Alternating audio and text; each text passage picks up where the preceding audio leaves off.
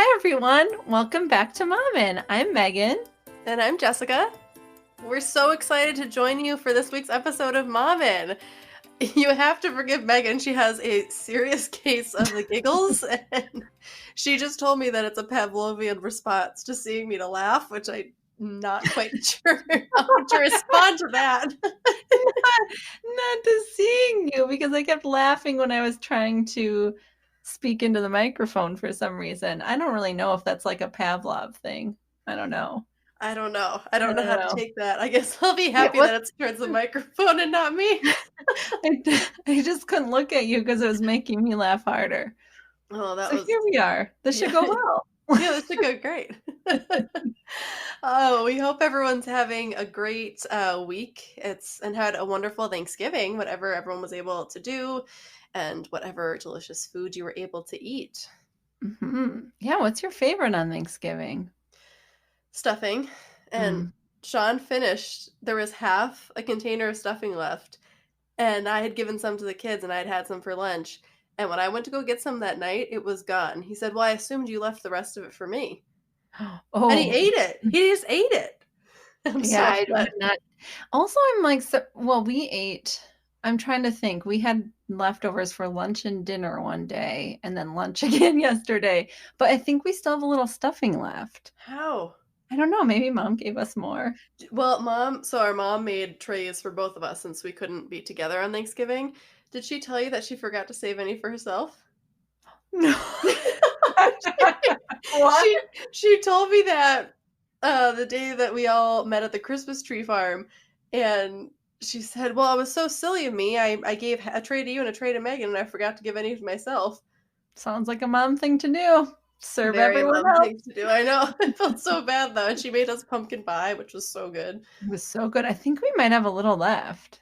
I don't know. Do we Check. eat significantly more than you do in our You house? know, I woke up the day after Thanksgiving and I think I had a glass of wine. I just felt like really like worn out. Like I could tell like maybe I just ate too much junk.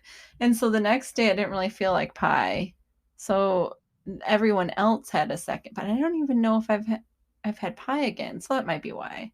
I don't know, I maybe. don't know. It's interesting.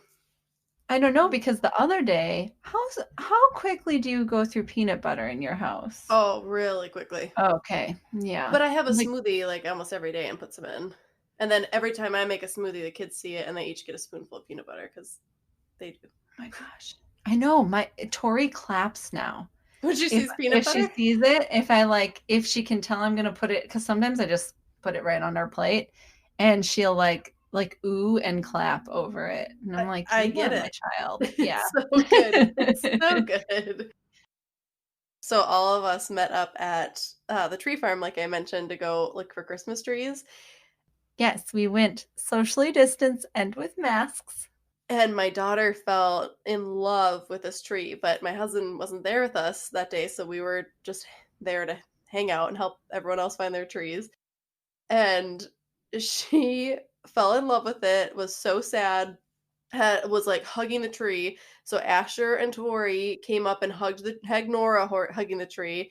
And so Asher comes up and to me and says, "Jessie, I have to tell you something. This pine cone is for Nora. And I told Nora anytime that she's sad and misses this tree, she can talk to the pine cone and talk to the tree." I don't know where he got that. I mean, I was more impressed than anything else, but Yeah. then he went on to lecture me, saying, "Jessie, Nora doesn't like the tree in her room because we happen to have like a 4 foot tall Christmas tree, a fake one that we used to use as our main Christmas tree, and Nora asked to have it in her bedroom, so I said sure. And so yeah, Asher comes up to me and says she doesn't like the fake tree in her room. She needs a real tree."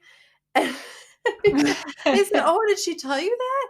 "Yeah, she wants one that's real that you have to cut down." Because did she want that one in her room, or is he just making that up? I have no idea. Nora just stayed quiet. That was the funniest part. He was like her Oh, official spokesperson. It was so oh my fantastic. goodness. Yeah, Oh, they're so funny. they're so funny. It was really cute though. What is going on at your house? I think they have the snail that like the wood Oh, snail. yeah. Yeah, you've seen that in action. And it's fair. I texted Patrick and said, can that stop? I hate that snail because all the kids like to twirl it in the air. It's wood. Yes. Now I'm nervous about the tree with the 18-month-olds. Tori has pulled the lights off several times since we decorated She's it. gotten the lights. She like pulls them. Oh my gosh. Truman hasn't done that, huh? No, they're pretty far in though. Don't you like, you does mom tell you how to do the lights? Do you do it the mom's I way? I grew up doing the lights with mom. She let me do it by myself at her house. She shifted the way she does it. She does the in-out thing. She pushes them Oh, back far and that then is new. No, I just do it pretty much in. Like you can still see oh. them, no problem. But I thought I was buying two strands of lights and I only bought one, so we have hardly any lights on ours. Wait, you have one strand of lights? Because I thought I was buying two, I ordered them, and I thought I bought two. Two? Well, it's our tree is not big. Oh. We Oh. went to a farm that was really weird. You can Oh. go starting in August and tag the tree that you want. Oh yeah, yeah. It was Yeah. super weird. I've never seen anything like it. So like every tree was sold. But we just bought a 40, no, it's 400 feet thing of lights. It's all they had left at Target. 400 feet. I don't even, what does that? Mine has 60 lights or 100 lights. I don't know how many feet it I don't know. is. It's a roll. It doesn't come in a box. It Oh, comes oh, on so a that's probably roll. long. It probably has a lot more than the boxes. Oh, I mean, certainly. Yeah. Yeah. So Okay. we're gonna fix it, but yeah, no, we Hmm. haven't had the issues with the pull down. So I'm not surprised. I would be less surprised. Let me rephrase. I will be surprised if Tori doesn't try to climb the tree. I know. I don't think she thinks she can climb it. I'm hopeful. I would be shocked if she doesn't try to climb Yeah. it, but we'll Well, see. we'll see. We'll see. She's very strong. Yes, she is. Yes, she is. Yes. Oh boy. Stinker. Stinker Dory. Well, Yeah. on that note, we are so excited to introduce our guest today, Kate Torgersen. She is the founder and CEO of Milk Stork, which I'm sure many of you have used or heard of or just seen the logo around. We were thrilled to be able to talk to her. I mean, this innovative idea that she had just touched my heart, and I think it's the heart of so many moms who have had to travel. It was really wonderful to hear her talk about her journey with motherhood and how her company came to be and the evolution of her business and her life. So it was really amazing to talk to her. She's really strong and powerful and super funny, and we hope you enjoy this episode. You can find us at momandpodcast.com, at Mom and Podcast on Instagram, or our Mom and Podcast Facebook group. If you like the episode, we would love it if you would give us a rating and review and share it with a friend. Remember to subscribe so you're always updated with new episodes. We really appreciate your listening and hope you enjoy our chat with Kate. Hi, Kate. Thank you so much for joining us today on this episode of Mommin'. Thanks for having me. Yeah, Yes, we're so excited to talk with you. I'm excited too. awesome. So, what we always like to get started with our guests is having them give a little bit of background about themselves and their family and their work, just a brief overview on you. Sure. So I'm Kate Torgersen. I'm the founder and CEO of Milk Stork, which is the first breast milk shipping company to really grace the face of the earth. I'm also mama to Jax, Finn, and Zoe. So we have 3 kids. I'm married. I live in Northern California. And milk, I've been doing this for, the idea was 2014. Now it's 2020, so 6 years into Milk Stork. Wow. That must have been a ride. Yeah. Yeah, it has been. I'm not breastfeeding anymore. That's how, I fully moved this started I have my oldest is just turned 10 last week, and it's shocking to me how much has changed since Milk Stork started. Oh, I'm sure. Yeah, that's a whole other world. That's so funny that that's how you view your timeline. Well, I started when I was breastfeeding. Yeah. Would I'm be a little still talking about unconventional. Yeah. breastfeeding. Yeah. Yes. Oh, it's true. I think kids do that. I only have a 4-year-old, but I always think like, oh man, that was before he was born. So that was like 4 years, more than 4 years ago. Like that's my time reference now. Yeah, now No. I feel like I'm in this crazy acceleration. I feel like between 7 and 10, they Mhm. go from like when they go from like little kids to big kids, it just happens so fast. Like I woke up one day and I was like, man, my oldest, I'm like, you're a big kid now. Like your feet are ginormous. And, all of a sudden he's, catching up to me in height. It's crazy. Oh, that must Oh, be so weird. yeah. Weird. I can't even imagine because it feels like it has to be an overnight thing where all of a sudden you It does. realize it. Yeah. Yeah, something happens with their face too. I feel like their face changes, their feet get huge. Yeah, he's just like a little man now. It's weird. Oh my gosh. That Mm. is. And Heartbreaking, but it's also it's yeah. wonderful. I know. Yeah. And how old are your other kids? So the twins are 7. Okay. Okay. So 2 7-year-olds and a 10-year-old. Wow. Yeah. So Okay. it's kind of a different phase, I feel like, once they hit those ages. It's the not you don't have to keep them alive anymore. They're a little bit more like self-sustaining. Like most of their bodily functions are on their own. I mean, there's a great liberation that comes with that.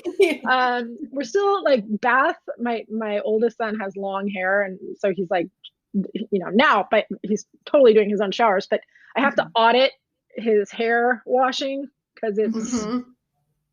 really cutting some significant corners. and I'll just and so, but for the most part, they're like on their own. They can feed themselves. They can go bathroom by themselves. They can wash themselves. Oh, Brush. amazing. I Wow. get Yeah. cutting corners on the teeth brushing for sure, Oh, I'm but sure. Yeah. it's more of an auditing process. Right. Just the final review. Yeah. What age do they start taking showers on their own? Well, depends on how long their hair is. Um, so my 7-year-old daughter really wants to be in charge of that herself. Mhm. My 7-year-old son could give a crap. Um, and my 10-year-old, he just wants help with his hair sometimes. Okay. But Fair. Okay. I would say like 9, 8 or Okay. 9. 8, you're gonna get a pretty crappy outcome. 9, it starts becoming a little more solid. Yeah. Okay. I'm starting the clock. I've got 5 more years. Okay. I love the honesty here. Yeah. Like, oh, well, it's not cut and dry. And Yeah. You wanna make sure they're acing it by the time that they start smelling. Oh, yeah. it's Nobody perfect. I needs think that. I'm like on that cusp right now with the oldest.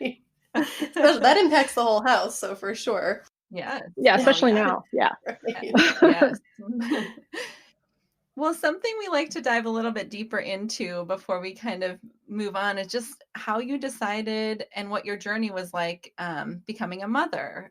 If you talked with a partner about if you wanted kids and how many kids you like ideally wanted and what that looked like for you and your family. Yeah. So, when my husband and I were first dating, well, during our dating process, I think we were both like, "Oh, we don't wanna have kids." And, I don't know what happens, but, like, I turned 29. I don't wanna be cliché, but then I was like, "You know what? For sure, I wanna have a kid. I wanna Yeah. have 2 kids." Mhm. And he was like, "Whoa, whoa, wait, what?" And so we got him on board with that. Um, he's like, "Okay," like, I think for him, he hadn't really I don't actually think he ever held a baby.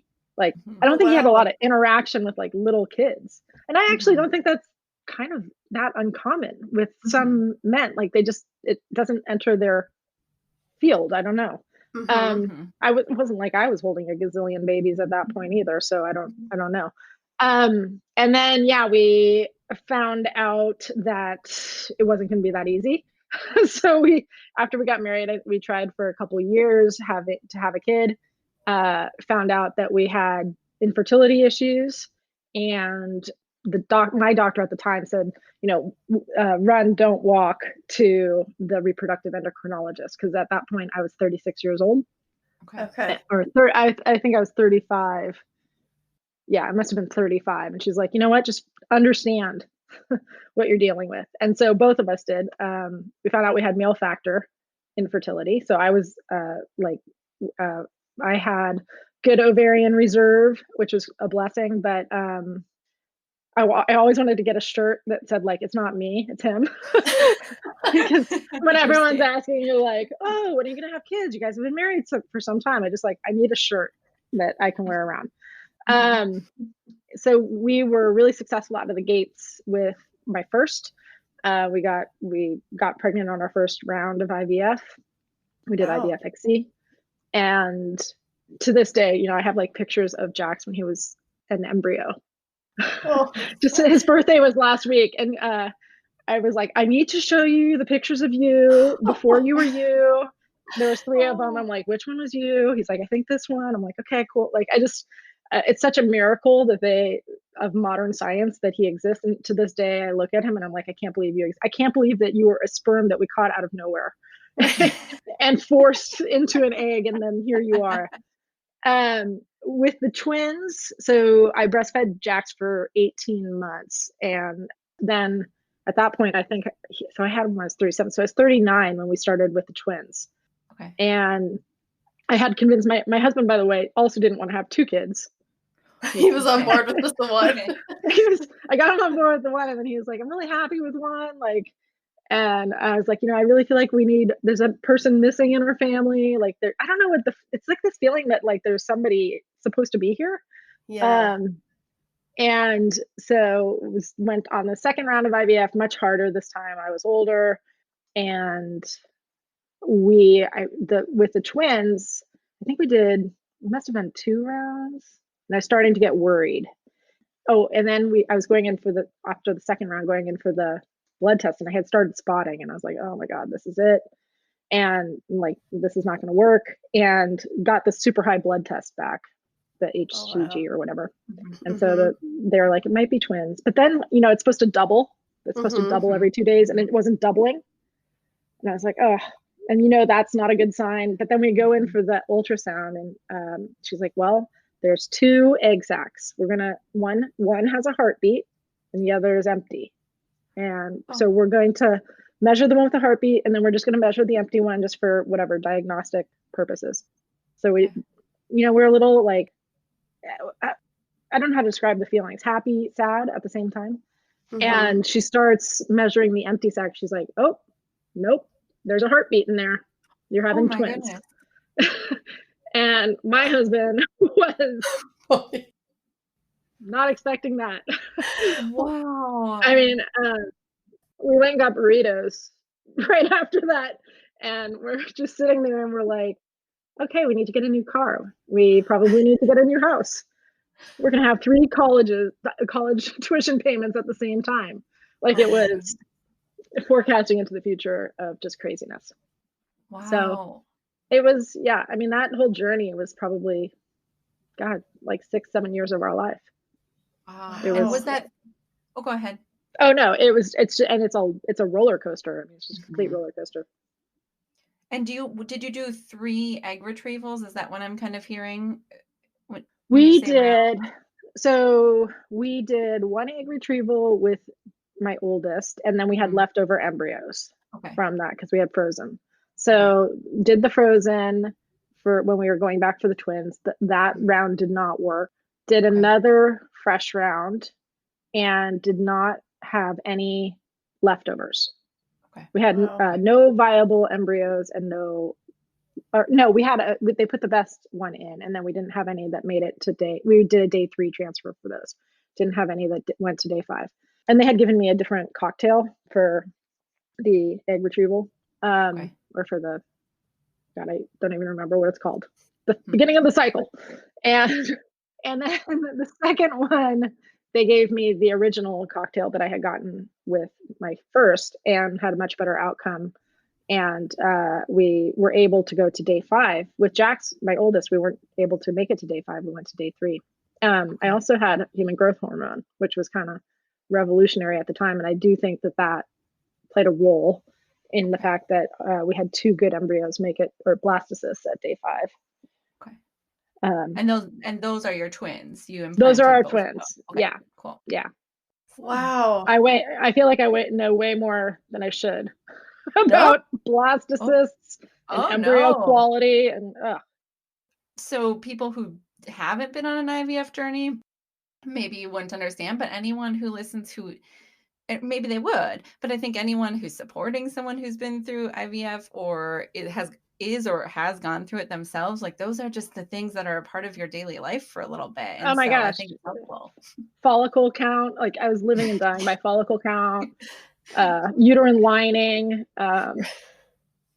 You know, it's so funny because, well, not funny, but such a relief when the twins were born, and it was like, and that's it. I am off. I'm on another roller coaster, but I was so grateful to be off the IVF roller coaster. Oh, So you knew then absolutely. that you were like that this our family's complete now. You know, I mean, I was 40 when they were born. Okay. And I don't know, there's some hormones pumping through your body. You're like, let's do this again. You know, like I could have 50 of these guys. I love them so much. But my husband was definitely like, yeah, you know, I was on board for 1. We now have 3. Like, Right. Yes. How long did it take him to sort of get over that shock of, oh, we're having 3 kids? Like when you found out that you were having twins? He's very practical. And so I think for him, like, okay, it's like, there's a mountain ahead of me. I'm going to get to the top of the mountain. Yeah. Like, what's the plan? So he, you know, I'm worried more actually with my first Jax, because like I said, he had never held a baby. And I was like, does this guy have any, like, I actually told him, like, while I was pushing, I'm like, you're on board for this, right? Like, you're going to be changing diapers and, like, I'm not doing this alone, right? And when Jax came out, I mean, he was like a natural. But I had doubts. I had serious doubts while I was pushing, because I did not know. Like, I could not imagine him holding a baby.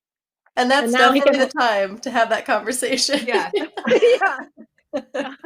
And then with twins, I mean, now he can hold 2 babies at a time, no problem. Right. He can swaddle a baby in 2 seconds. Wow. So that's incredible. Wow. Yeah. Yeah.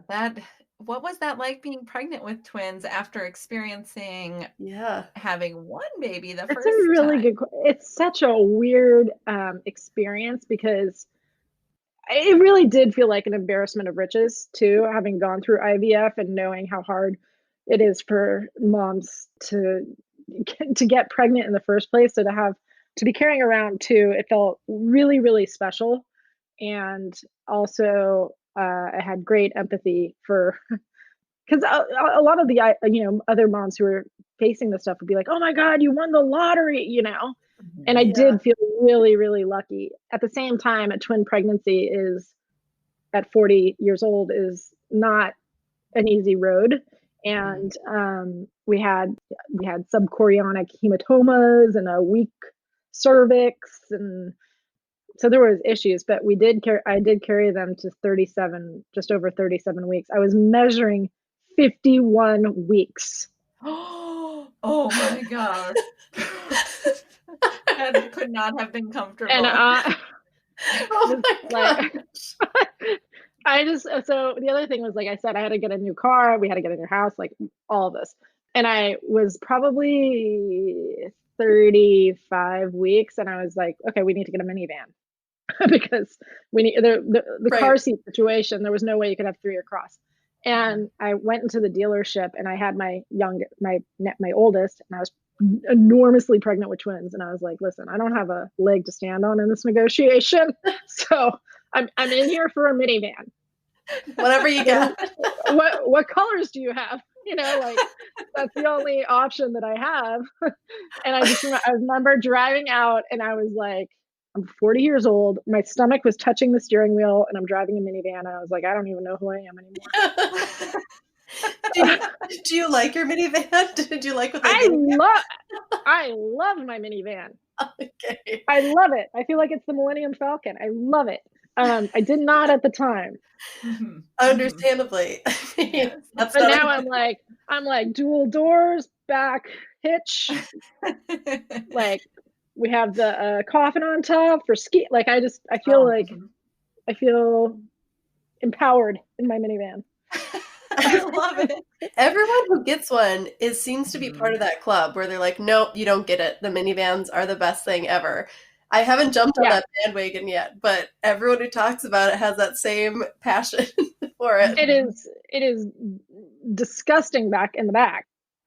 Uh, For sure. in terms of garbage and cheddar Mhm. bunnies, but no, I love it. That's awesome.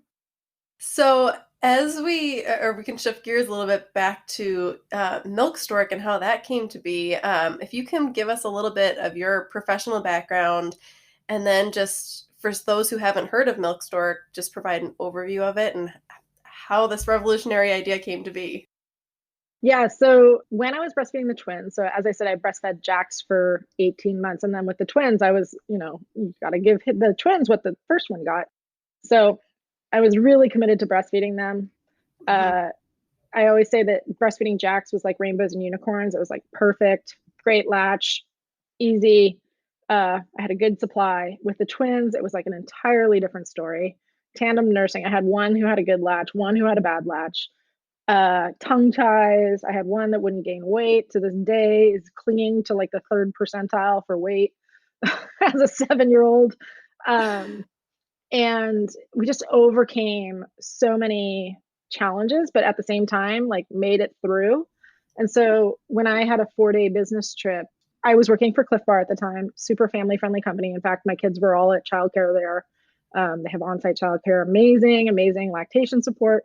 And I could have said, I don't want to take this business trip, and they would have been totally okay with it. But I think that's where things start getting slippery, is when you start opting out of opportunities. And there's consequences to that, Mhm. unfortunately. If you're not present, then you're not if you're not at the table, you're not at the table. Yeah. And so I did want to take the trip, and that for me meant I was producing a gallon of milk every 2 days, so half gallon of milk every day. Oh Wow. my If I was goodness. going to take a 4-day business trip, that meant I had to pump 2 gallons before I left on top of what I was already producing. Thank God I have like a pretty decent supply.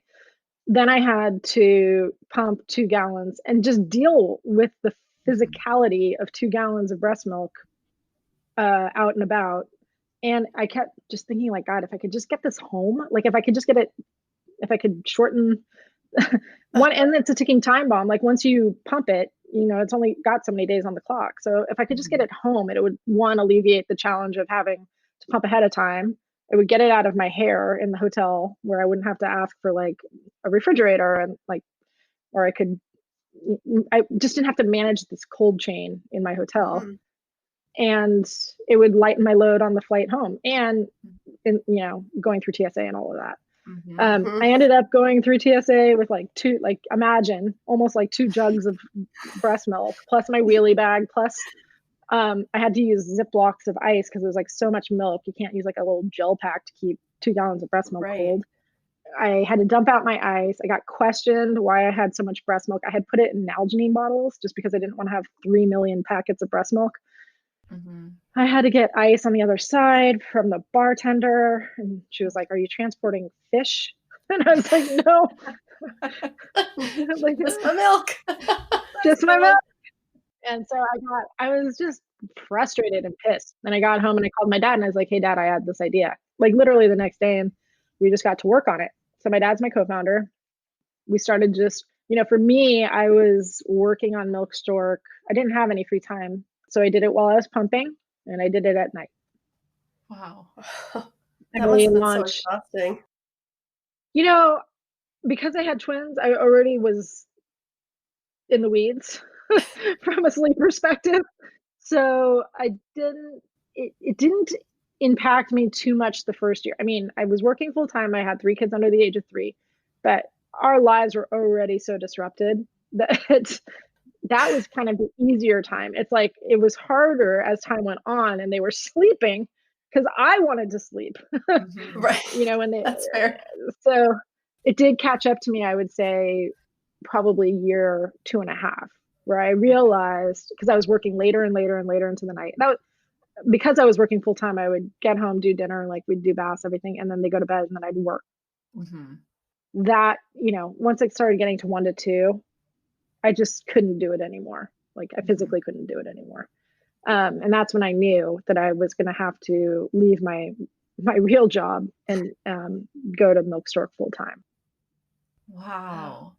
I am like cracking up because I'm like, yeah, that sounds like a good time. Yeah. Well, you're exhausted from twins. Yes, that was no problem. Why not? Things are already unmanageable. I'll start a business. Well, my husband, again, this like poor guy, because like he's holding one, like the twins are 8 months old.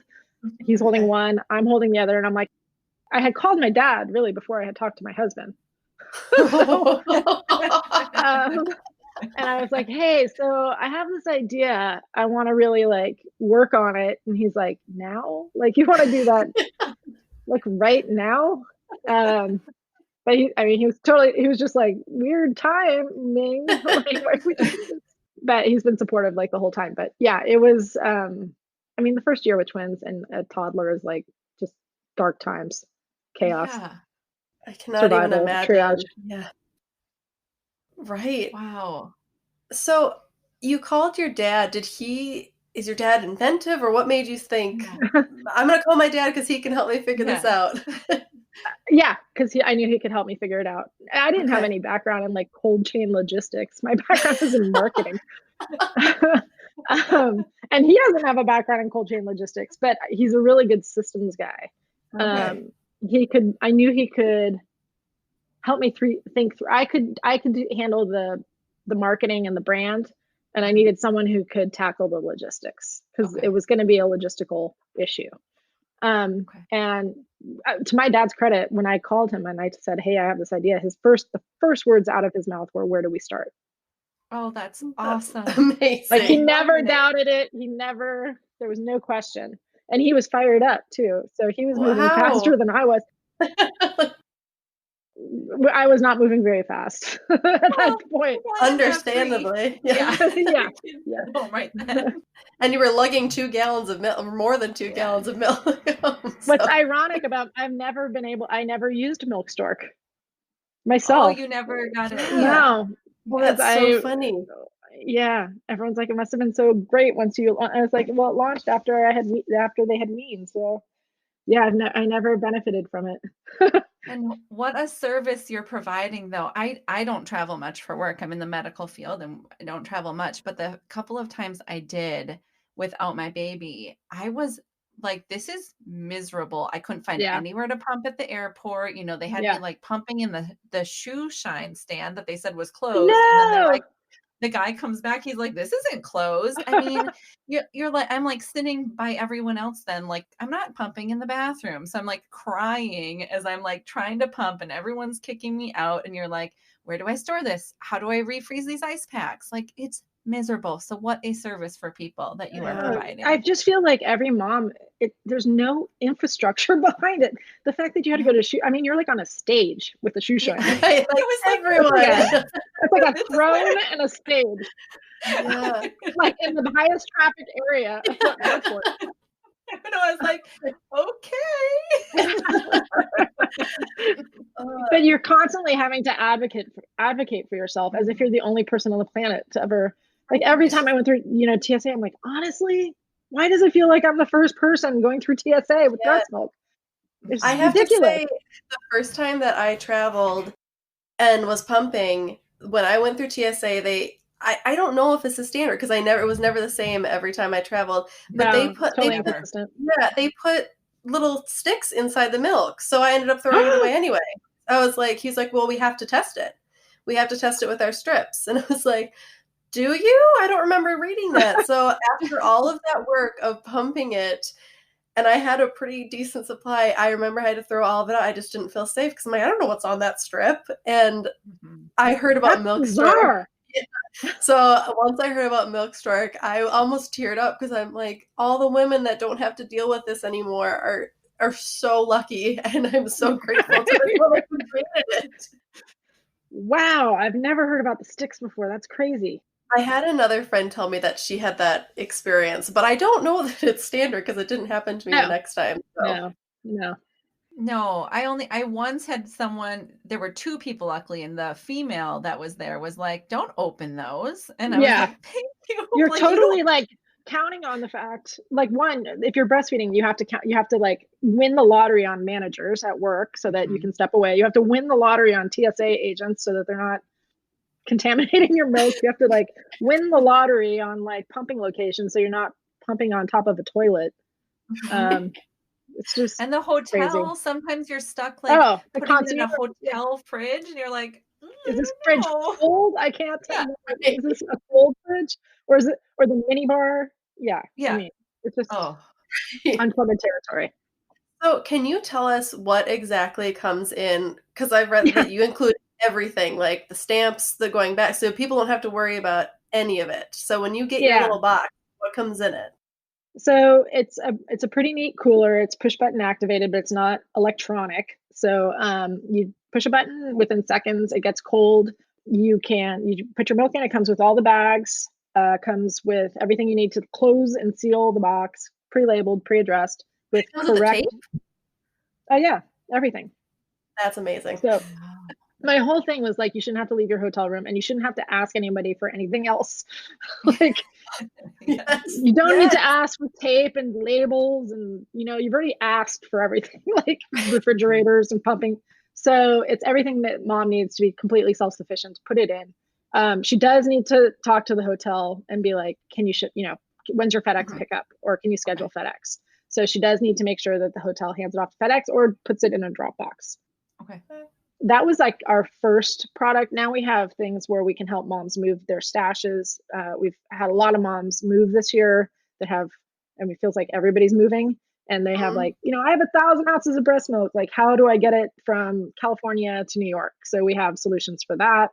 That's also something that helps surrogates. A lot of more families are getting milk from their surrogates, and they're getting it in large batches. So we're helping them with that. Yeah. That's Oh, I never. cool. Yes, I've had patients who used a surrogate and they stopped after a certain time because they were different states. That is so good to know. Yeah, so the surrogates are the most amazing people on the planet, Mhm. Mhm. and the fact that they're now that it's this, we see a lot more surrogate orders coming in. It's Wow. incredible. And now is this all within the United States at this point? We do international, actually. Oh, wow. Yeah, Okay. so we are able to ship milk from abroad into the US. Okay. We Wow. also have a solution if moms want to like carry it with them. Okay. Some countries, so it has, for our purposes, they have to have electronic trade documentation. If they Okay. don't, so like if you're traveling from, I don't know, a country that may not have that, you might want to carry it back with you. Okay. Okay. You wouldn't be able to ship it back. But I mean, like if you're traveling to the EU, Australia, Canada, there's a huge amount of countries that have electronic trade documentation. Wow. That's so And do awesome. people, yes. And can people do, if they travel a lot? I know couple of things I want to ask about is that now you have some companies who offer this as a benefit and what that looks like or how people could advocate for that. And if there's not, if there's like a membership that people can do if they're traveling a lot instead of like a one-time thing. So we do. I firmly believe that moms should not be paying for Milk Stork ever for business travel. Their company should, Mhm. especially given the short maternity leaves that we have in the non-existent maternity leaves, I should say, in the US. So yeah, right now we have over 700 companies that offer Milk Stork as an employee benefit. It's all come from moms asking the company. And Okay. so I really do believe that the important point is to make a business case for it. It's not just, you can't just make the personal case, you got to make the business case. And for the most part, the moms that are traveling are high value employees or revenue generating employees or operationally essential employees. And it's in the company's best interest for them to achieve at their job. And in order for those women to achieve, they need to be able to send their milk back. And it's, so that's the business case. If you want me to bring in, this deal for our company, you got to help me get to where I need to go. Um, so yeah, I think we've seen incredible success with moms asking, and typically they're going to a woman in HR. And typically that is somebody who's lived through this pain point. So I would say like HR immediately gets it. So, I mean, obviously this year people are not traveling as much. Milk Stork, we now have partnered with a lot of benefits providers in the space. So like we have a childcare partner, we have a telehealth partner, we have a virtual lactation partner. Oh, wow. So now I think that moms, especially now, also need to bring these services forward to their employers and say, I need childcare. I need paid leave. We really just need to be so noisy about it because we are facing a crisis in feminism if we lose these working moms.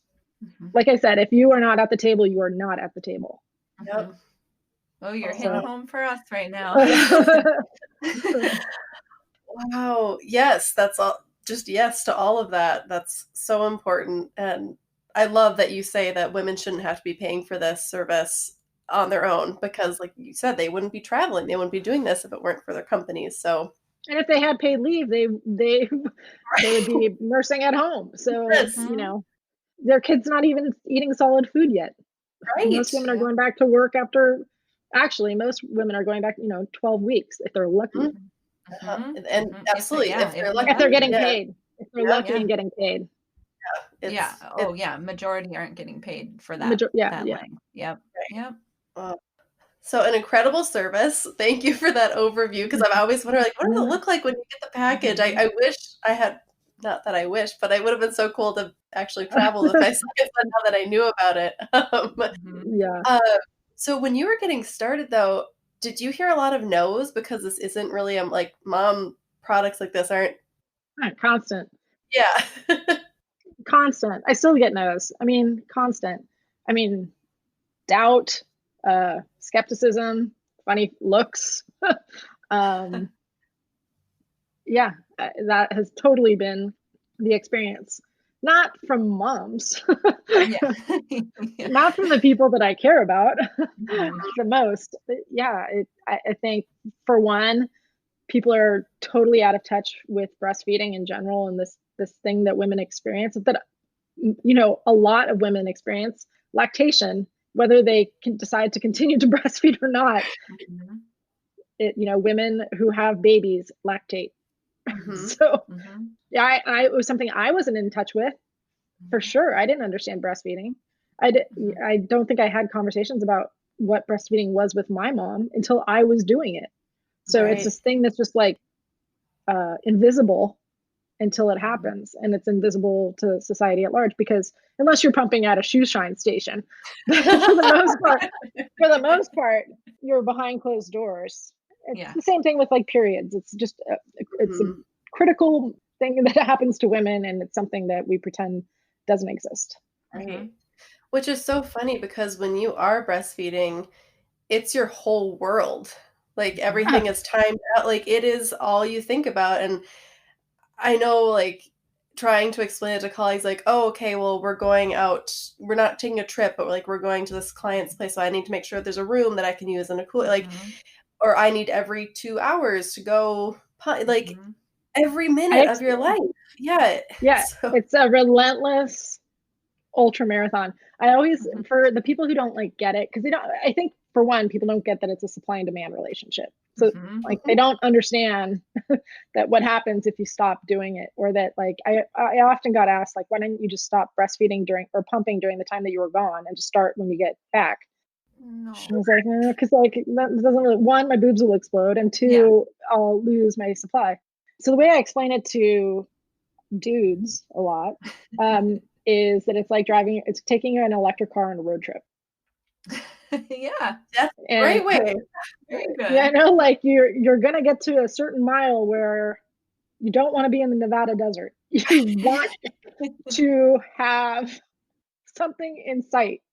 It's like it's like a road trip in an electric car, except that your car is gonna explode if you don't get to the next next charging station. And then you might end up with mastitis, right? Then it won't be working. Or well. No. So you said you have 700 companies that offer this as a benefit now, which is amazing, and I'm so excited to hear that. Was there sort of, because you did hear so many no's, but was there sort of a moment or a company or a collaboration that you did that you were like, oh, people are getting this and this is happening now? Yeah. So I would, for one, say companies never say no. Oh, So it's never been companies that say no. It's okay. been critics, like static, like around just static. People have opinions and they will tell you what they are. So yeah, when we launched Milk Stork, it was August of 2015. Okay. And again, I was working full time at Cliff Bar. As I said, my kids were at childcare there, and I was in the childcare parking lot, and I got a call. So this was actually 10 days after we launched. And I had never really thought about selling Milk Stork into companies. It just started happening because moms were asking for it. Mm-hmm. And I got a call from one of the largest consulting firms in the world. And she was like, we want to offer this to our North American employees. And I was like, Oh. okay. I don't know. Yeah, sounds great. She's like, can you get that set up in 30 days? And I was like, yep, no problem. It was just me, half of me really, because I was working, and my dad. And yeah, we launched 30 days after, well, maybe 45. We probably took a 15-day buffer there. And that was August. By the end of that year, we had 5 clients. And one of them was one of the largest pharmaceutical companies in the world as well. So that's when I knew that it was on rails. Mm-hmm. Yeah. What And was that like? Oh, go ahead. Oh, it was scary. 10 days in. It was terrifying. Yeah. Exciting and terrifying. Another roller coaster, but it just like an adventure, Mm-hmm. like just every day you wake up and you're like, okay, so we need to develop an order process for our employees. We need to develop a contract. I mean, it was just every day was some mountain that we were climbing. Wow. When did you bring other employees on? Because at this point, it was just you and your dad still? We did not bring employees on for 3 years. 2.5 years. What? 2.5, 3 years. So we launched August of 2015. We bootstrapped until April of 2018. We hired our first employee May of 2018. And I was still working. No, sorry. I had stopped working, I think, January of 2018. Oh my goodness.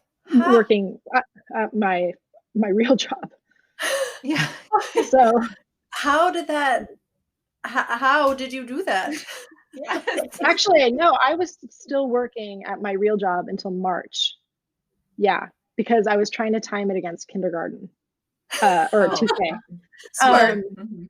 So we raised a round of funding, which is kind of the kind of inevitable path if you want to grow quickly. Mm-hmm. And that enabled us to hire people.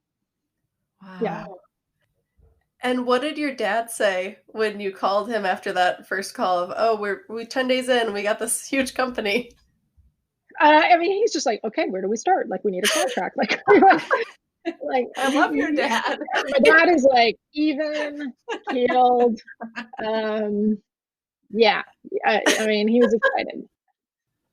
I don't remember celebrating.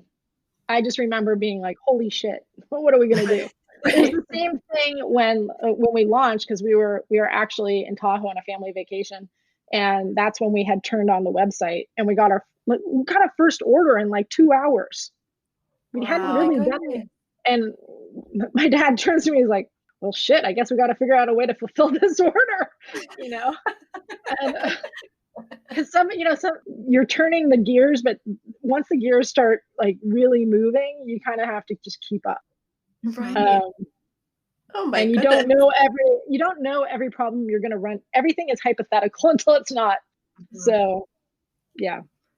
I love that, because I've felt that with a couple of things I've done, much smaller scale, but I'm like, oh wait, yeah, how will I do that? Okay, well, I guess I have to figure out that stuff now, and now I don't feel so alone that you did the same thing in a larger scale. That's what being a mom is. That is what being that is like walking out of the hospital and being like, I have no idea what I'm doing, but I need to figure out how to take care of this human being. I mean, yeah, it's the same thing as being a mom. That's a lot of, the resiliency and like the troubleshooting. That's so true. Oh, wow. Your dad sounds amazing, by the way. That's cracking me up. Yeah, he's pretty amazing.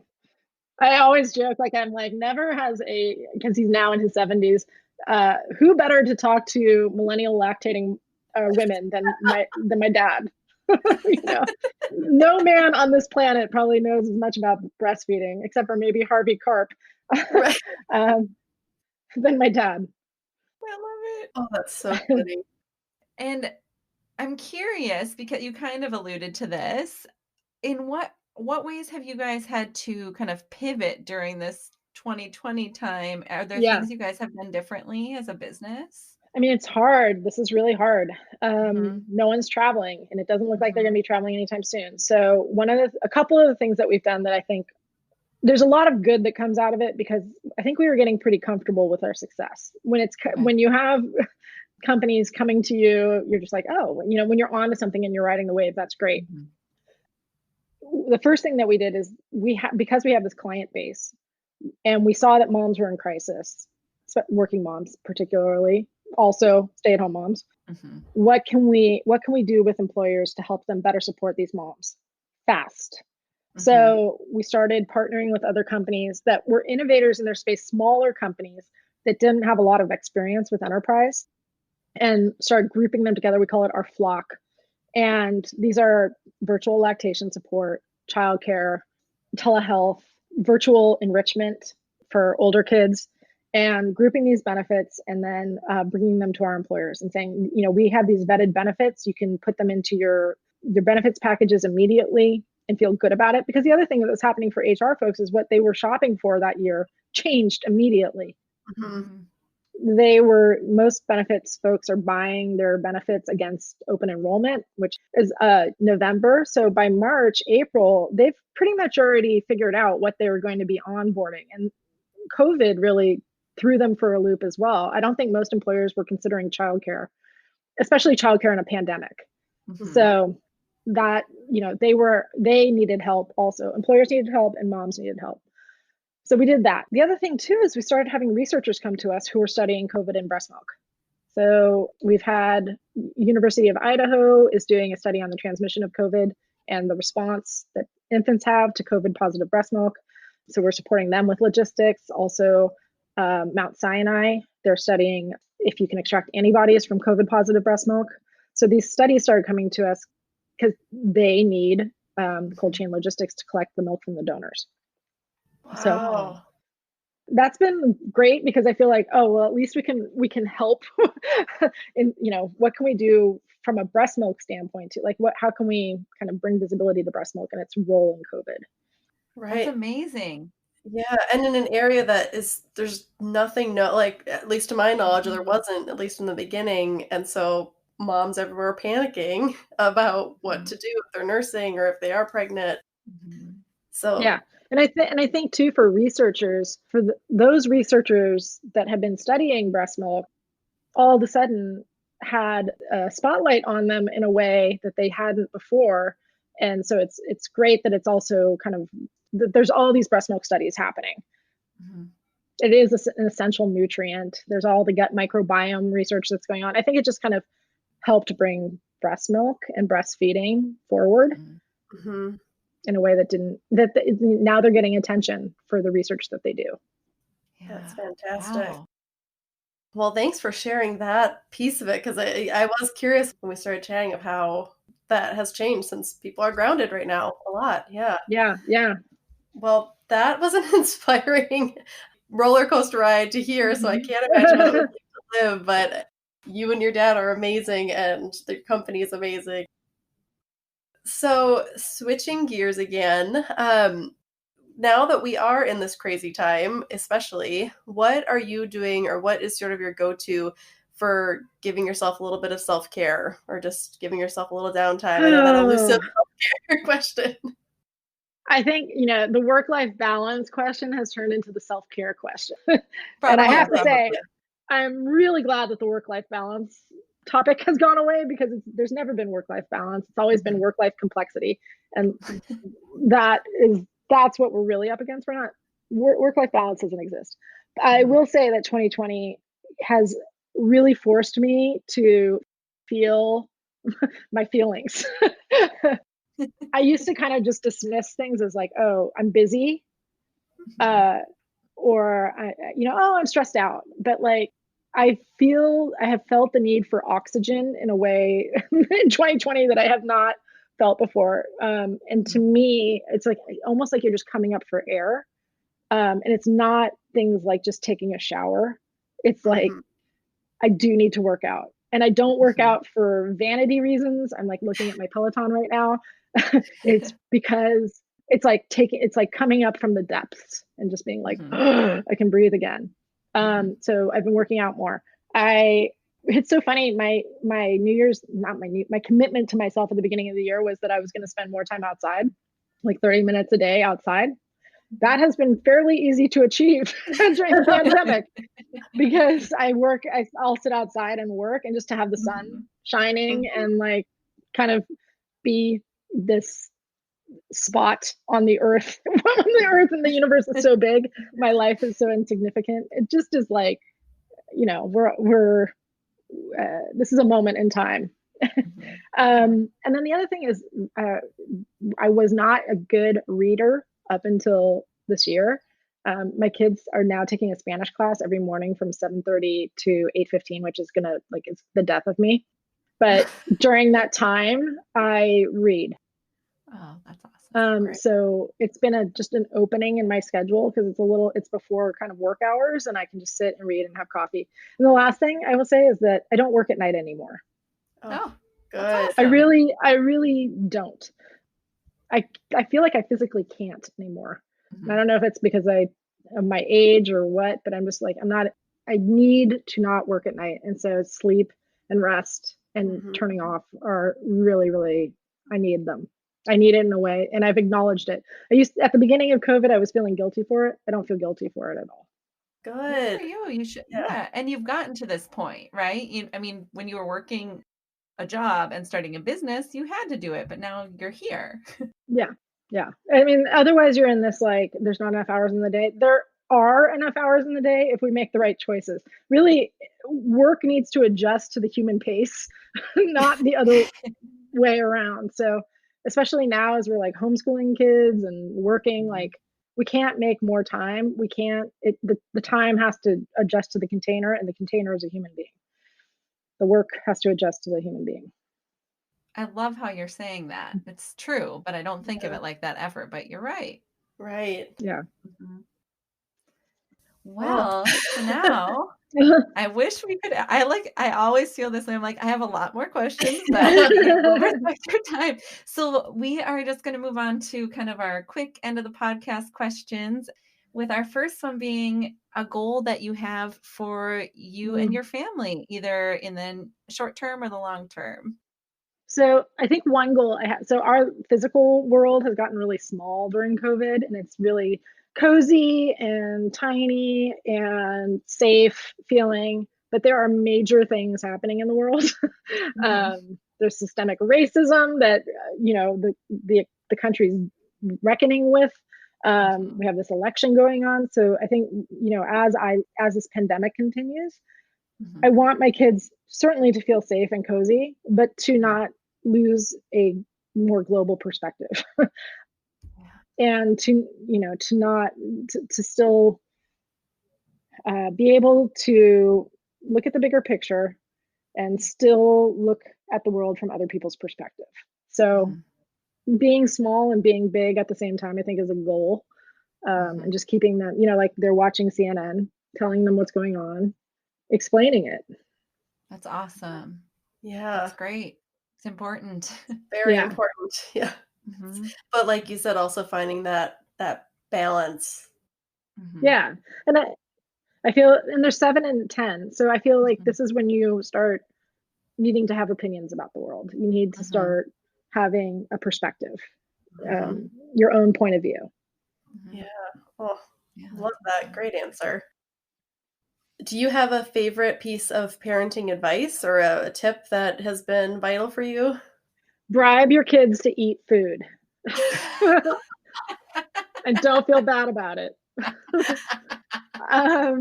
So my boy twin, Finn, he had sensory, like food issues. He never developed rotary chewing. He was the one that had a hard time breastfeeding. And I didn't realize the relationship between breastfeeding and rotary chewing there's a connection there. So he had to go to like a speech therapist to learn how to chew food. Oh, wow. Food's always been a challenge. Okay. Earlier this year, I think it was this year, we paid him $30 to eat a dill pickle. And it's the best $30 I've ever spent, because now he will eat anything. Oh And my God. well, it was $30 in a Lego set, a $30 Lego set. So got it. let me say, like, it wasn't the cash, it was the Lego right. set. Yeah. And he ate the pickle, he choked and gagged and like barely got through it. He washed it down with like chocolate milk, but then he finished and he's like, once you eat a pickle, everything else tastes great.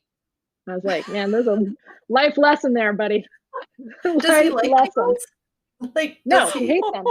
No, I don't know if I could get him to eat another pickle, but I can get him to eat an Impossible Burger now, which was like the texture of an Impossible Burger was totally off the table before.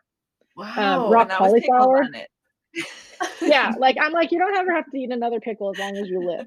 Yeah, because you climbed. That was your Everest. You did it. My God. Now he's not afraid to try it. My daughter, on the other hand, so the bribery doesn't work on her. But yeah, sometimes you got to do what you got to do. Absolutely. You got to pay him $30 to eat a pickle. I love that. It's so funny. So funny. What would you say is either the most surprising or best part of being a mom to you? People used to say it to me, and I didn't believe it, that it gets better as they get older, because you're so, I don't know, enamored with their cuteness and littleness. It is surprising to me, like even as my 10-year-old, they're just amazing. They continue to be amazing and surprise you in ways that you could never imagine. And I mean, I do miss like Zoe as a baby, but Zoe now is like one of the most interesting people I've ever met. So that has surprised me. That's awesome. Good to look forward to too. Yeah. I think a lot of moms are like, this is the first steps, but there's so much more good stuff coming. So that's good. Yeah, good reminder. And what do you think is the hardest part about being a parent? Not sleeping. Yep. Yes. And constantly feeding them. They're like garbage disposals. Yes. Like in terms of like, we just had breakfast. What do you mean? Like and my kids don't even eat a lot, but I feel like I'm constantly feeding them. So lack of sleep is legit the hardest part of parenting. And you can't know it until you're living on 3 hours of sleep every night. Oh, yes. Especially, I'm sure, with having twins. Yeah. Yeah. We did not sleep, especially fraternal twins, because they're totally different body types and like sleep circadian rhythms. Yeah. Oh, wow. Yeah. Well, Kate, this has been so amazing, and you are hilarious, and also I love your honesty and forthcomingness. That's just so refreshing and wonderful to hear from you, and about your company that I'm so grateful that you created. Oh, thank you. It's been really fun talking with you guys. If you can tell people how they can find you and Milk Stork. Oh, yeah. So Milk Stork, milkstork.com. You can find us on Instagram at Milk Stork, or you can find me at Milk Stork Mama. And you can also find us on Facebook, Milk Stork. So awesome. I'd love to take care of you mamas out there. Awesome. And your milk. Well, thank you so much. We appreciate your time today. Thank you, guys. Bye. Bye. Thank you so much for listening to our episode with Kate. If you like this episode, we would love it if you would give us a rating and review, and remember to subscribe. You can find us at momandpodcast.com, at Mom and Podcast on Instagram, and our Mom and Podcast Facebook group. Thanks so much for listening. Bye.